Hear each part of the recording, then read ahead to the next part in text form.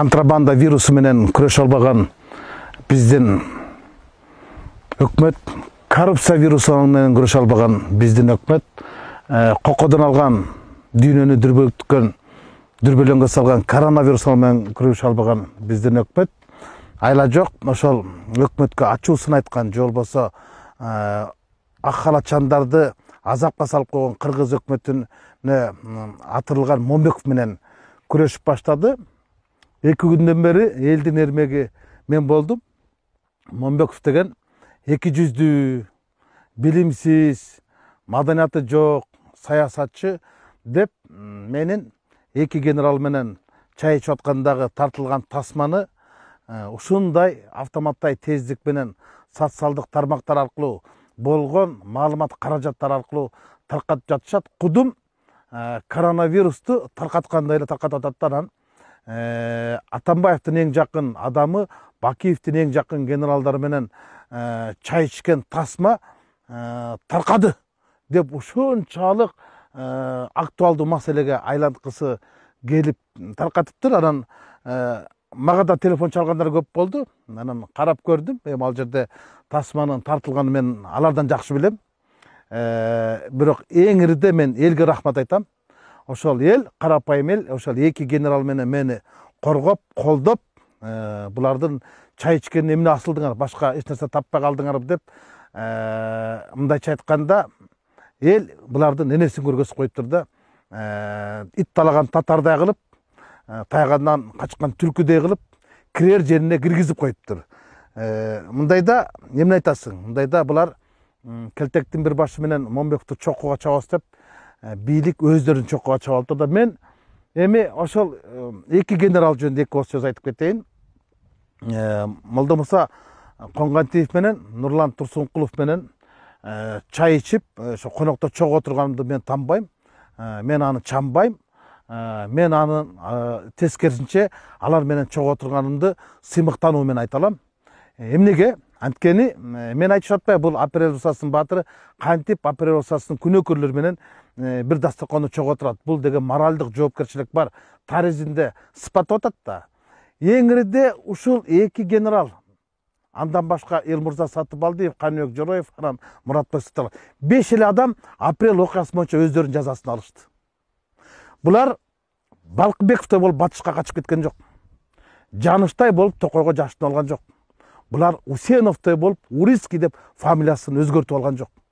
Булар Авиринин алдында, апрель окуясында кайтыш болгон балдардын арбагынын алдында биз моралдык жоопкерчиликтен качпашыбыз керек. Тарых бизди кечирбейт, эл дагы кечирбейт деп эң ириде эркектик кылып ушул 5-өө жазасын өтөп чыгышты. Эл алдында буларды тарых актап койду. Анан эмне үчүн мен алар менен чай ичкенде жиркенишим керек? Эмне үчүн?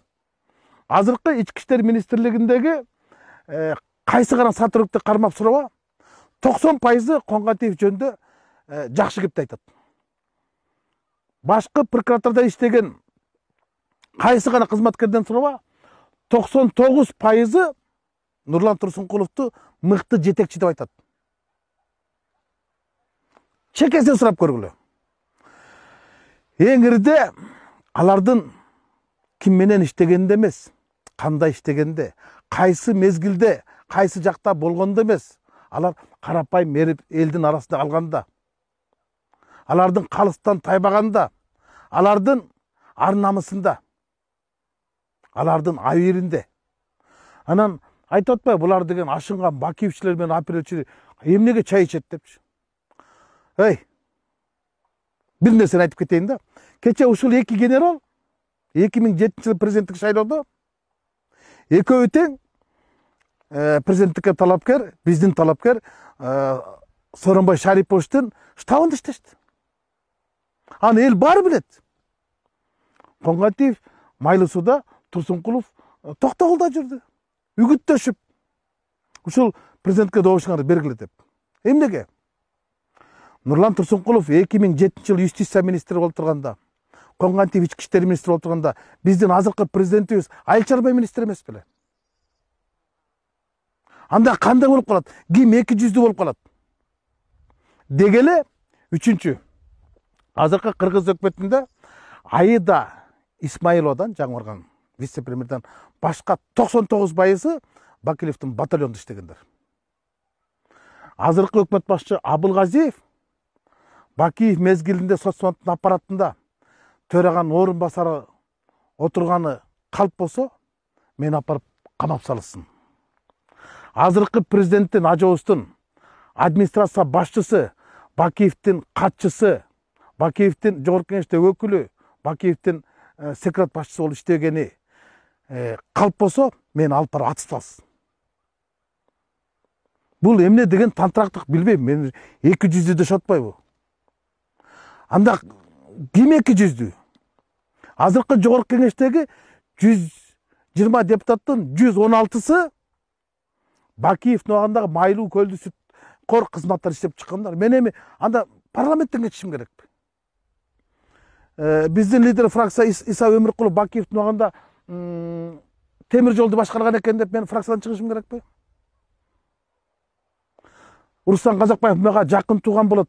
Ал ошо Бакиевдин убагында Кашаев тышкы иштер министринин орун басары иштептир. Мен туугандыктан кетип калышым керекпи?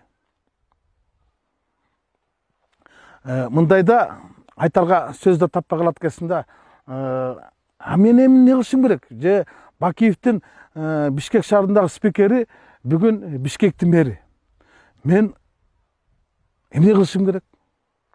Бишкекке прописка турбашым керекпи? Артур Медетбеков мен айылдаш агам болот. Ага салам бербешим керекпи? Сабыр Жумабеков Бакиевдин оңдо иштепсин деп мен ага көрүнбешим керекпи? Бийликтин азыркы күндө отурган 99% Бакиевдин убагында эле иштеген адамдар. Анан алардын бардыгы бир эле жүздүү болуп, жалгыз эле алар менен иштөөгө Момбеков 200 болуп калабы? Керек болсо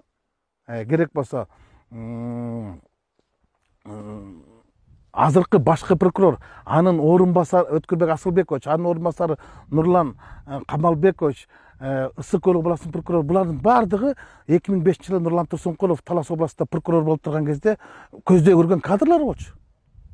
Ошол кезде каражаттын аздыгынан Өткүрбек Асылбекович төө бурчак жерди ижарага алып, арендага алып иштеткенин өзү айтып берген.